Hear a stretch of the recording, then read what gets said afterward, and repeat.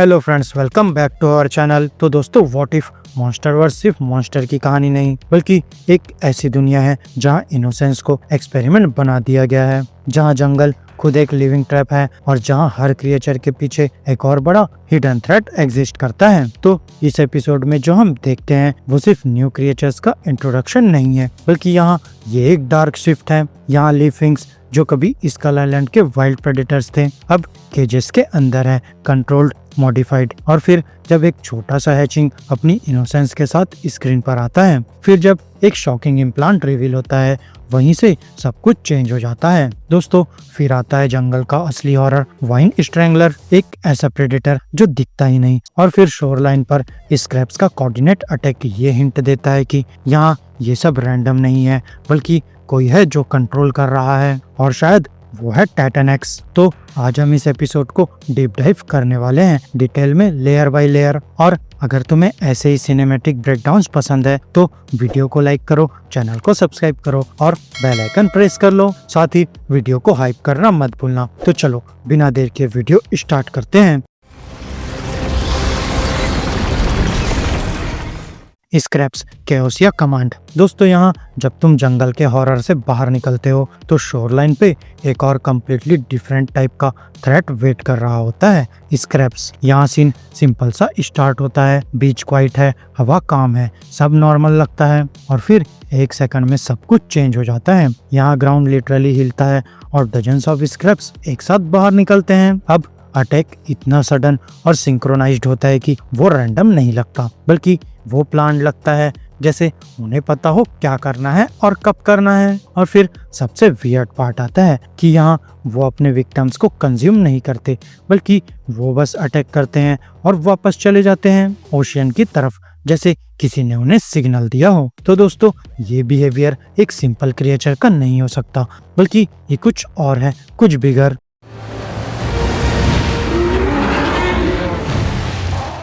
Titan x fear का next level. और फिर यहीं पर आता है एक नाम जो अब तक सिर्फ बैकग्राउंड में था, टाइटन एक्स। यहाँ इस एपिसोड के बाद ये क्लियर होने लगता है कि टाइटन एक्स सिर्फ एक और मॉन्स्टर नहीं है, बल्कि ये कुछ और है, शायद एक ऐसी एंटिटी जो दूसरे क्रिएचर को इन्फ्लुएंस या कंट्रोल कर सकता है। और फिर यहाँ स्क्रैप्स का सिंक्रोनाइज्ड बिहेवियर एक स्ट्रॉन्ग हिंट देता है कि वो इंडिपेंडेंटली एक्ट नहीं कर रहे, बल्कि वो किसी कमांड को फॉलो कर रहे हैं। और दोस्तों, अगर ये सच है तो मॉन्स्टरवर्स का पूरा डायनेमिक चेंज हो जाता है। अब ये सिर्फ सर्वाइवल नहीं है, बल्कि ये स्ट्रेटेजी है, ये डोमिनेशन है। और सबसे स्कैरी बात, हमें अभी भी टाइटन एक्स के बारे में ऑलमोस्ट कुछ नहीं पता।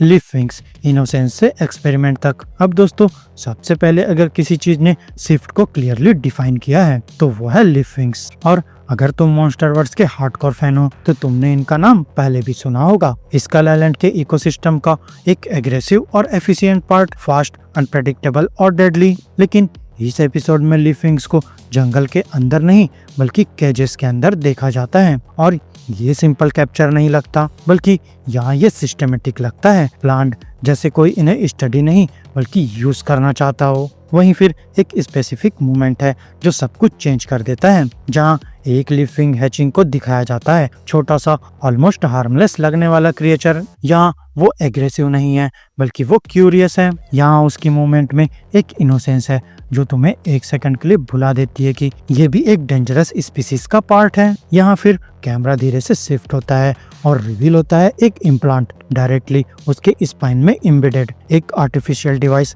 और उस मोमेंट पे जो फील आता है ना, वो यहाँ डिस्कम्फर्ट का पीक है। और जब वो डिवाइस एक्टिवेट होता है तो लिविंग का बिहेवियर इंस्टेंटली चेंज हो जाता है, जैसे उसका असली नेचर किसी ने स्विच ऑफ कर दिया हो। एग्रेशन खत्म, रेजिस्टेंस खत्म, बस एक कंट्रोल्ड साइलेंट एग्जिस्टेंस। और दोस्तों, सबसे ज्यादा स्कैरी चीज ये नहीं कि ये गलत है, बल्कि ये है कि ये काम कर रहा है। इसका मतलब सिंपल है कि ह्यूमंस अब सिर्फ मॉन्स्टर्स को समझने की कोशिश नहीं कर रहे, बल्कि वो उन्हें कंट्रोल करना सीख रहे हैं। वाइन स्ट्रैंगलर, जंगल जो जिंदा है। अब दोस्तों, अगर तुम सोच रहे हो कि साइंस और टेक्नोलॉजी ही इस एपिसोड का हॉरर है, तो वेट करो जब तक नेचर अपना रियल फेस नहीं दिखाता। यहाँ स्कल आइलैंड के जंगल के अंदर इंट्रोड्यूस होता है वाइन स्ट्रैंगलर। और ऑनेस्टली ये मॉन्स्टरवर्स का शायद सबसे डिस्टर्बिंग क्रिएचर हो सकता है, क्योंकि ये टिपिकल मॉन्स्टर जैसा बिहेव नहीं करता, बल्कि ये दिखता ही नहीं। यहाँ इसकी बॉडी इन्वायरमेंट के साथ इतनी परफेक्टली ब्लेंड हो जाती है कि तुम्हें रियलाइज ही नहीं होता कि तुम एक लिविंग ऑर्गेनिज्म के पास खड़े हो। ट्री ट्रंक जैसा स्ट्रक्चर, ब्रांचेस जैसे लिम्स और नीचे लटकती हुई वाइन्स जो बिल्कुल नेचुरल लगती है। और फिर ये क्रिएचर मूव नहीं करता, ये चेज नहीं करता, बल्कि ये बस वेट करता है। और जब कोई उसके रेंज में आता है तो अटैक इतना फास्ट होता है कि रिएक्शन का चांस ही नहीं मिलता। यहाँ टेंड्रिल्स प्रे को रैप करके ऊपर खींच लेती है और उसके बाद जो होता है वो और भी अनसेटलिंग है। अब ये क्रिएचर अपने प्रे को पूरा कंज्यूम नहीं करता, सिर्फ उतना ही खाता है जितना उसे चाहिए और बाकी के रिमेन्स वहाँ छोड़ देता है। दोस्तों, ये एक प्रेडेटर नहीं लगता, बल्कि ये एक ट्रैप लगता है, एक ऐसा ट्रैप जो जंगल का पार्ट है। और शायद इसीलिए ये इतना स्कैरी है, क्योंकि तुम उसे देख नहीं सकते जब तक बहुत लेट ना हो जाए।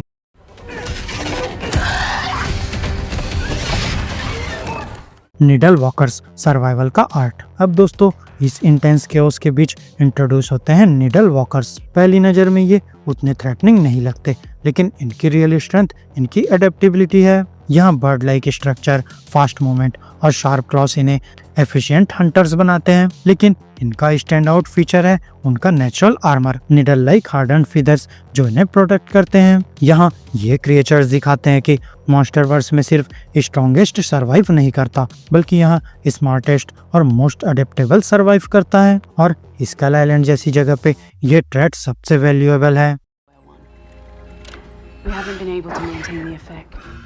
ह्यूमंस, सबसे बड़ा मॉन्स्टर। दोस्तों, अब इतने सारे क्रिएचर्स देखने के बाद एक सवाल नेचुरली आता है कि रियल मॉन्स्टर कौन है, और आंसर अनकंफर्टेबल है कि ह्यूमंस। थ्रू आउट एपिसोड हमें छोटे छोटे हिंट्स मिलते रहते हैं, advance tech, neural control systems, biological integration, और ये सब एक डायरेक्शन में बिल्ड हो रहा है। और अगर तुम मॉन्स्टरवर्स को समझते हो तो तुम ऑलरेडी गैस कर सकते हो कि ये सब मेकागॉडजिला की तरफ जा रहा है। यहाँ लिविंग के कंट्रोल इम्प्लांट से लेकर बिहेवियर ओवरराइड तक सब एक ब्लूप्रिंट जैसा लगता है। और एपेक्स सिर्फ एक क्रिएचर को कंट्रोल नहीं करना चाहता, बल्कि वो एक ऐसा सिस्टम बनाना चाहता है जो एक आर्टिफिशियल टाइटन को कंट्रोल कर सके। और हिस्ट्री ने हमें एक चीज बार बार सिखाई है कि जब ह्यूमंस नेचर को कंट्रोल करने की कोशिश करते हैं तो वो बैलेंस तोड़ देते हैं।